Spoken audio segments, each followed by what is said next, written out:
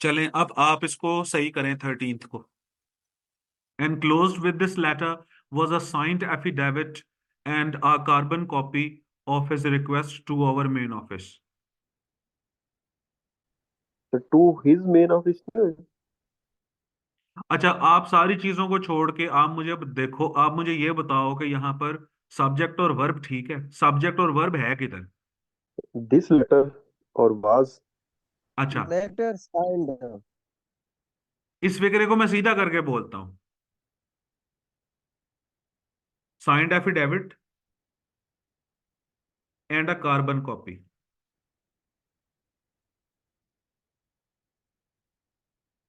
वर enclosed आना चाहिए या वॉज एनक्लोज्ड आना चाहिए? वर असाइंड, आना चाहिए। हाँ। तो assigned affidavit and a carbon copy, ये दो चीजें हो गई। जैसे कि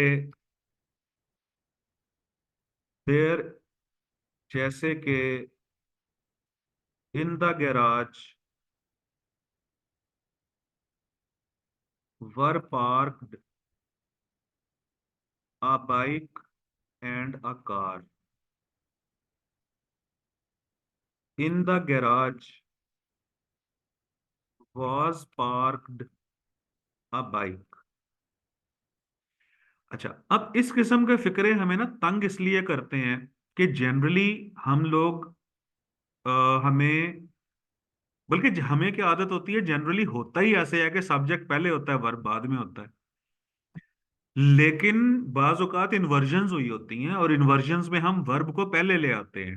अब यहां पर एक बाइक है और एक कार है, तो यहां पर इन द गैराज वर पार्क आना चाहिए ना। यही फिक्र अगर सीधा करके बनाते तो ठीक बन जाता, अब bike and car were park in the garage, वो तो आसानी हो जाती। अब इन्होंने किया क्या है, इन द गैराज का फ्रेज ये पहले लेके आए हैं। अच्छा, ऐसा फ्रेज जिसमें प्लेस की सेंस आए ना, अगर फिक्रा उससे शुरू हो, अगर आपका सेंटेंस फ्रेज ऑफ प्लेस से शुरू हो तो बाद में फिक्रा सीधा नहीं आता, वर पार्क्ड।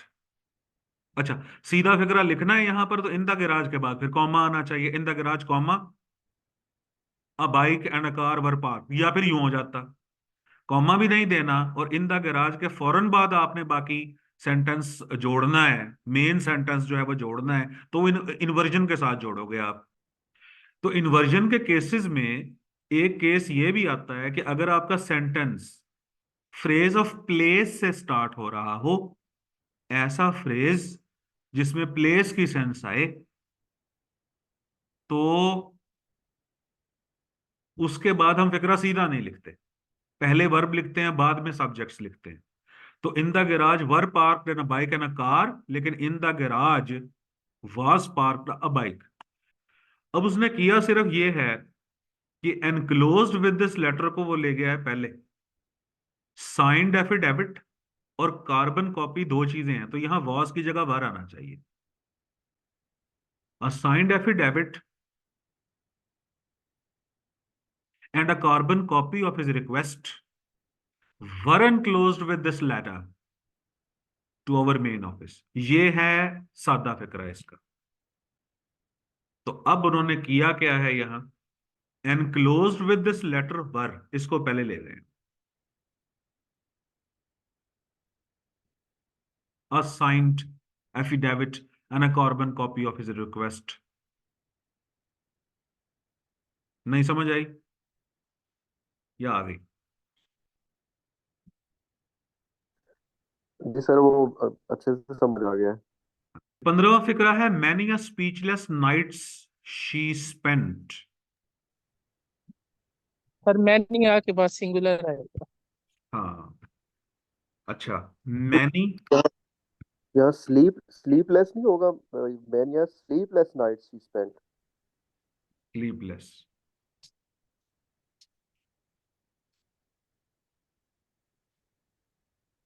स्पीचलेस भी ठीक है, चलें, स्लीपलेस। अच्छा, मैनी हो या आ मैनी हो,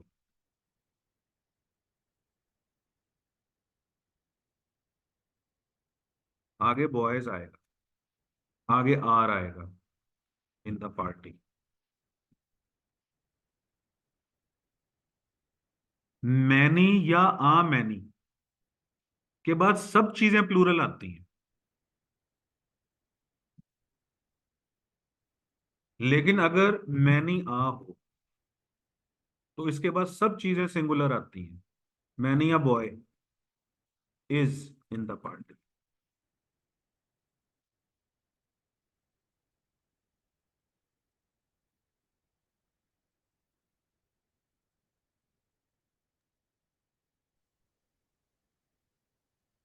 तो आपने ये दो चीजें याद रखनी है हुजूर, कि मैनी और आ मैनी के बाद सब प्लूरल, लेकिन मैनी आ के बाद सब सिंगुलर। यहां पर कई मिस्टेक ट्रैप्स आते हैं।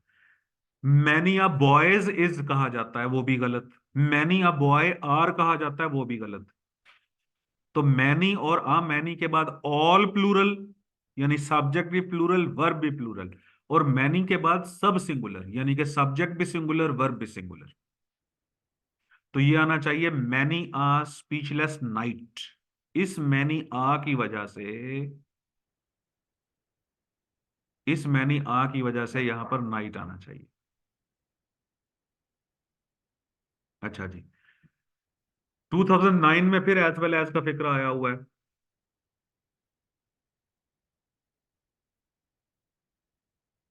Sajjad as well as Salim was आना चाहिए,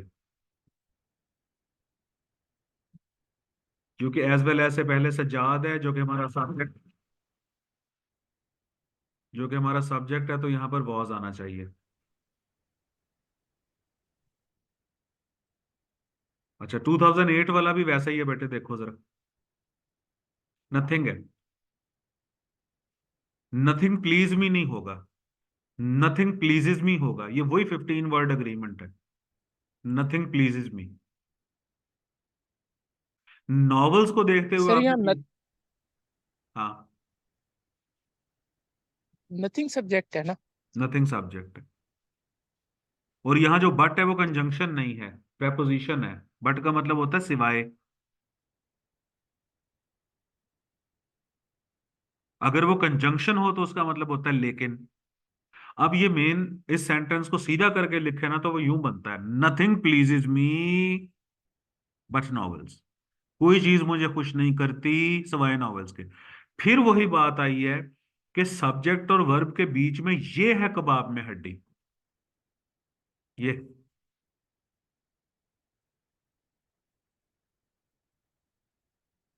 समझ आई बात की कि नहीं? आगे। अच्छा, 17वां फिक्रा, either of these three umbrellas will suit me. दो तरीकों से सही हो सकता है। आइदर आता है टू के लिए, तो आप इसे कह दें कि either of these two umbrellas.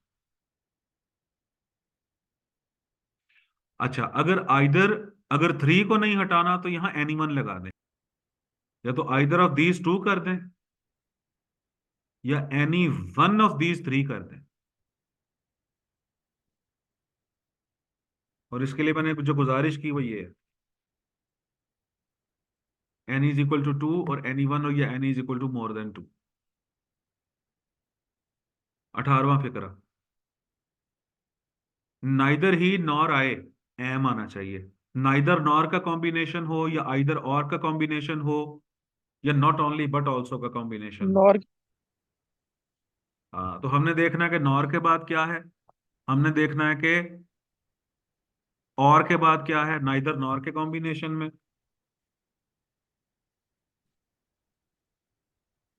या आइदर और के कॉम्बिनेशन में,